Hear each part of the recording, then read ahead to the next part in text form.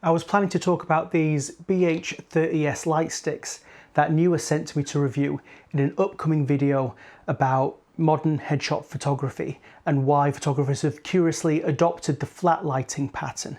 It's a pattern that we usually avoid, but I've been so pleasantly surprised by these lights that I thought I'd make a separate review to talk about why I wish I'd found them sooner. I was thinking that these lights would make a great starter kit to make flat light headshots, similar to the Peter-Hurley-style that's been popular for quite a while. The appeal for these lights is that they're less than $100 each, including the barn doors which protect the light when it's in transit, and they direct the light when they're in the studio. Being relatively low cost, it means you can keep a spare, or if one breaks, you can get a new one without breaking a sweat. The studio setup is really tidy with these. I've got 3 BH30s lights attached to just one C-stand, and the lights barely weigh anything, so I just need a small sandbag on the stand to keep it stable. The setup has no wires because the lights are battery powered. The batteries will last a session or two, maybe more depending on how long you go, but even if you were going all day, you could pick up some long USB-C cables and a wall adapter and power them as long as you want. Now, my main concern with these is that relative to flash and relative to a lot of LEDs out there, they are quite low powered. They're only 15 watts each. But when I tested them on myself and on a few other people, it's clear that they get the job done. At ISO 460th of a second, the light at its lowest power metered at f1.4 in a dim studio. And at 100%, they metered at f8, so you get 5 stops of power out of them. With all 3 turned on at 100%, we get a meter reading of f11.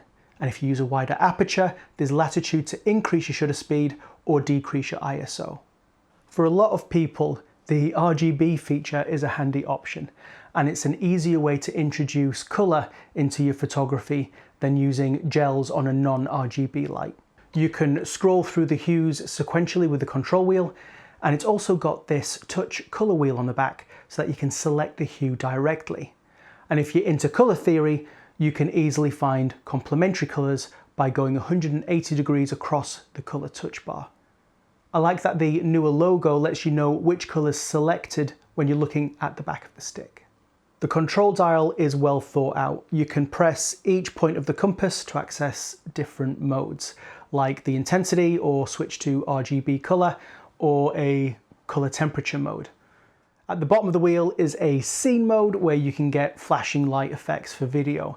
It's a pretty standard effect on LEDs like this. The control wheel is useful, but it's also the weak link on this light. It feels cheap, meaning that I don't have a lot of confidence in how long it will last, especially if you're hard on it. It's disappointing given that the rest of the unit feels like a really premium piece of kit.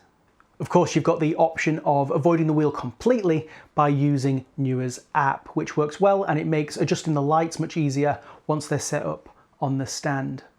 The included stand mount lets you pivot the stick forwards and backwards, but not side to side, which would have been useful in the way that I'm setting them up for these headshots. I've got around it by inserting them straight into the C-stand swivel heads, but you could also attach them to articulating mounts. Just like the Q4, you can unscrew the light stand mount and replace it with whatever you need to get the job done.